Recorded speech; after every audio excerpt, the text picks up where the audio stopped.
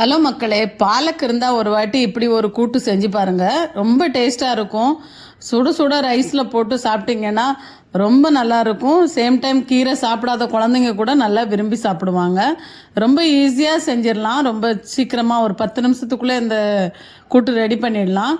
அதுக்கு வந்து நம்ம குக்கரில் தான் இதெல்லாம் செய்ய போகிறோம். இதை அவிச்சு வெறும் தாளிக்க தான் போகிறோம்.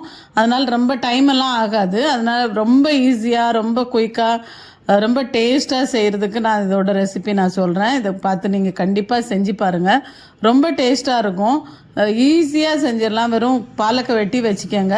அப்புறம் ஒரு வெங்காயம், 2 தக்காளி, கொஞ்சம் பச்சை மிளகா, ஒரு 2-3 பச்சை மிளகா உங்கள் காரத்துக்கு தகுந்த மாதிரி போட்டுக்கோங்க. பாசிப்பருப்பை வந்து நல்லா கழுவி ஒரு 1/2 கிண்ணம் எடுத்துக்கோங்க. ஒரு பாலக் வந்து ஒரு கட்டு இருக்குன்னா ஒரு 1/2 கிண்ணம் பருப்பு சரியாக இருக்கும். இதுக்கு வந்து ஒரு 1/2 கிண்ணம்னா ஒரு 50 கிராம் போட்டால் போதும். ஏன்னா இதில் பாலக் தான் ஜாஸ்தி டேஸ்ட் வரணும், இது வரக்கூடாது. இதில் ஒரு 4 மிளகா போட்டுக்கோங்க. அப்புறம் ஒரு 5-6 பல் பூண்டு போட்டுக்கோங்க. வெங்காயம் 1 வெட்டி போட்டுக்கோங்க. தக்காளி 2 தக்காளி வெட்டி போட்டுக்கோங்க. அப்புறம் வந்து கொஞ்சம் மஞ்சத்தூள், கொஞ்சம் பெருங்காய பவுடர் போட்டு நம்ம கீரையை நல்லா சின்னதாக வெட்டி வச்சுக்கோங்க. ஒரு சின்ன துண்டு புளி போட்டுக்கோங்க. புளி அப்புறமா நம்ம கரைச்சி விட வேண்டாம். இதிலே வெந்துருச்சுன்னா அதிலே கரைஞ்சி வந்துடும். அதனால தான் நம்ம வந்து கொஞ்சம் மஞ்சத்தூளும் கொஞ்சம் பெருங்காய பவுடரும் போட்டு நம்ம இதுக்கு தகுந்த தண்ணி ஊற்றிக்கலாம். ஏன்னா கீரையில் தண்ணி இறங்கும் ரொம்ப. அதனால் வந்து இந்த பருப்புக்கு தகுந்த தண்ணி ஊற்றிடலாம். ஒரு கிளாஸ் தண்ணி ஊற்றினா போதும். பருப்பு முங்குற அளவுக்கு வச்சுக்கோங்க. வச்சுட்டு நம்ம வந்து கீரையை நல்லா கழுவிட்டு, கீரையை வெட்டிட்டு எப்பவும் கழுவக்கூடாது. கீரையை வந்து நல்லா கழுவிட்டு சின்ன சின்னதாக வெட்டி வச்சுக்கோங்க. நான் எல்லாமே ரெடி பண்ணி வச்சுருக்கேன். இப்போ வெட்டின கீரையை வந்து அதுக்குள்ளே போட்டுருங்க. போட்டுட்டு லைட்டாக மிக்ஸ் பண்ணி விட்டுட்டு நம்ம வந்து மூடி போட்டு ஒரு 3 விசில் 4 விசில் விட்டுருங்க. இல்லைனா 3-4 விசில்லே வந்து நல்லா குழைய எல்லாம் வெந்து வந்துடும். இப்போ வந்து பாருங்கள், எல்லாம் இது ஃபுல்லாக இருக்குது. ஆனால் அது அவ்வளவும் அப்படியே அமுங்கிரும். லைட்டாக இப்போ உங்களுக்கு தோணுச்சா கொஞ்சம் தண்ணி ஊற்றிக்கோங்க. கம்மியாக இருக்கும்னு தோணுன்னா, இல்லைனா ஊற்ற தேவையில்லை. அந்த கீரையிலே வந்து நிறைய தண்ணி வெளியாகும்.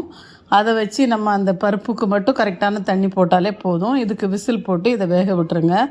நல்லா ஒரு 3-4 விசில் வந்ததுக்கப்புறம் தானாக அடங்குறது வரை விட்டுருங்க. அதுக்கப்புறமா நம்ம திறக்கலாம். ஏன்னா ரொம்ப சூடாக நீங்கள் திறந்து எடுத்திங்கன்னா பருப்பு வேகாமல் கூட இருக்கும். இப்போ பாருங்கள், நல்லா குழஞ்சி வந்துருச்சு. எவ்வளோ அழகாக வெந்திருக்கு பாருங்கள்.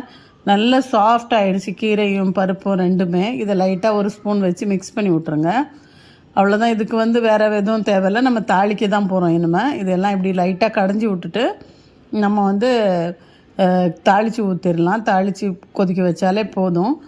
ரொம்ப பாருங்கள், நல்லா சாஃப்டாக வந்துடும். இதெல்லாம் குழந்தைங்களுக்கு கூட நீங்கள் மிளகா போடாமல் இந்த மாதிரி பண்ணி கொடுத்தீங்கன்னா, சின்ன குழந்தைங்க 1 வயசு 2 வயசு குழந்தைங்களுக்கு கூட நல்லா சாப்பிட்றதுக்கு கொடுக்கலாம். ரொம்ப நல்லாயிருக்கும். இப்போ வந்து நம்ம வானல் அடுப்பில் வச்சுக்கலாம். கடாய் வச்சு அதுக்கு தாளித்து கொட்டிடலாம். இப்போ வச்சுட்டு நம்ம வந்து ஒரு சின்ன வெங்காயமோ பெரிய வெங்காயமோ நீங்கள் வந்து ஒரு கொஞ்சம் தாளிக்கிற அளவுக்கு எடுத்துக்கோங்க. நான் இதில் வெங்காயமே போடல. வெங்காயம் நான் அவிக்க போட்டிருக்கிறதுனால வெங்காயம் இல்லாமல் தான் தாளிக்கிறேன். பூண்டு நசுக்கி வச்சுக்கோங்க. ஒரு 3 காஞ்ச மிளகா வச்சுக்கோங்க.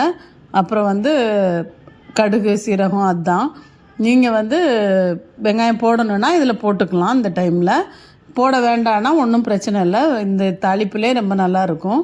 இதுக்கு வந்து நல்லா எண்ணெய் கொஞ்சமாக ஊற்றிட்டு பாருங்கள் எவ்வளோ எண்ணெய் ஊற்றிருக்குன்னு. ரொம்ப ஒரு ஸ்பூன் எண்ணெய் போதும். தாளிக்கிறதுக்கு வதங்கிறதுக்கு மட்டும்தான், அந்த கடுகு பொரியறதுக்கு தான் எண்ணெய் நிறைய போட வேண்டாம். கம்மியாக எண்ணெய் போட்டுட்டு கடுகும் சீரகமும் போட்டு தாளிச்சிருங்க. கடுகு வெடித்ததுக்கப்புறமா நம்ம வந்து மற்ற எல்லா பொருளையும் போட்டுக்கலாம். பூண்டு நல்லா நசுக்கி வச்சுக்கோங்க. அப்போ ஒரு 4-5 பல் எடுத்து நல்லா நசுக்கி வச்சுக்கோங்க. அந்த வாசம் வந்து ரொம்ப நல்லாயிருக்கும். அதுக்காக தான். இப்போ காஞ்ச மிளகா போட்டுடலாம். எண்ணெய் பொரிஞ்சு வந்ததுக்கப்புறம், கடுகு பொரிஞ்சு வந்ததுக்கப்புறம் காஞ்ச மிளகா போட்டு அதையும் லைட்டாக ஒரு சுற்றி விட்டுட்டு அப்படியே நம்ம உடனேவே நம்ம பூண்டு போட்டுடலாம். ஏன்னா அது கருப்பாயிடும். இல்லைனா மிளகாவை கருக விடாதீங்க. இதில் வந்து பூண்டு போட்டு பூண்டையும் நல்லா லைட்டாக கிண்டி விட்டுட்டு உடனே கலர் மாற ஆரம்பிச்சிடும். ஏன்னா எல்லாமே வந்து ஹீட்டாக இருக்குது பேன். அதனால டக்குன்னு எல்லாமே ஆயிரும். கருவேப்பிலை போட்டுருங்க. கருவேப்பிலை போட்டு நம்ம வந்து இந்த அவிச்சு வச்சுருக்கிற பருப்பை வந்து நம்ம அதில் கொட்டிடலாம். இப்போ பாருங்கள் நல்லா வதங்கி வந்துருச்சு, நல்லா வாசமும் வருது கபகபன்னு. இப்படி நல்லா வதங்கும் போது இந்த பூண்டோட வாசம் ரொம்ப நல்லா வரும். பூண்டு ரொம்ப ஹெல்தி கூட, அதோட பருப்பு கூட பூண்டு சேர்ந்தால் ரொம்ப வாசமாக நல்லா இருக்கும். அதனால் அதை கண்டிப்பாக சேருங்க. அப்புறம் இதில் கொஞ்சோண்டு பெருங்காய பவுடர் போட்டுக்கோங்க. பெருங்காயத்தூள் கொஞ்சோண்டு போட்டுட்டு இப்போ நல்லா வதங்கி வந்துருச்சு. இந்த டைமில் நம்ம அந்த கீரையும் பருப்பும் அவிச்சு வச்சுருக்கோம் இல்லையா, அதை ஊற்றிடலாம். இதுக்கு நேரமே ஆகாது, ரொம்ப சீக்கிரம் ஆகிடும். இதை போட்டுட்டு அவிக்கிறது மட்டும்தான் அந்த 3 விசில் வர வரைக்கும் தான். இதெல்லாம் டக்கு டக்கு டக்குன்னு ஊற்றும் போதே கொதிச்சிக்கிட்டு தான் இருக்கும் பாருங்கள். மேலெலாம் அடிக்கும், கொஞ்சம் பார்த்து அதை ஸ்லோவாக கேஸை நல்லா ஸ்லோவில் வச்சுட்டு ஊற்றுங்க. ஊற்றிட்டு இப்போ தேவையான அளவு உப்பு போட்டுக்கோங்க.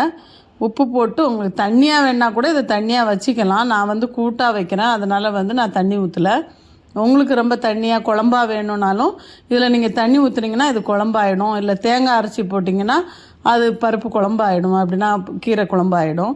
இது நான் வெறும் கூட்டாக தான் வைக்கிறேன். அதனால் இப்படியே வச்சு இதையே ரைஸில் போட்டு சாப்பிட்டிங்கன்னா ரொம்ப டேஸ்ட்டாக இருக்கும். ரொம்ப சூப்பரான ஒரு ஹெல்த்தியான கீரை கூட்டு தான் இது.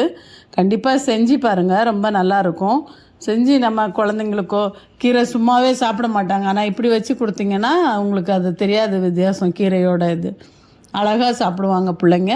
நல்லா செஞ்சு ஈஸியாக செஞ்சு கொடுக்குற மாதிரி தான் இருக்குது. இதுக்கு மேலே அப்புறமா கொத்தமல்லி போட்டுக்கோங்க. கொத்தமல்லி ஒரு கொஞ்சம் கூட போடுங்க, ஏன்னா அந்த கொத்தமல்லியும் கீரையோட வாசமும் ரொம்ப நல்லாயிருக்கும். அந்த ஒரு வித்தியாசமான ஃப்ளேவர் கொடுக்கும். அது நல்லாவே டேஸ்ட்டாக இருக்கும்.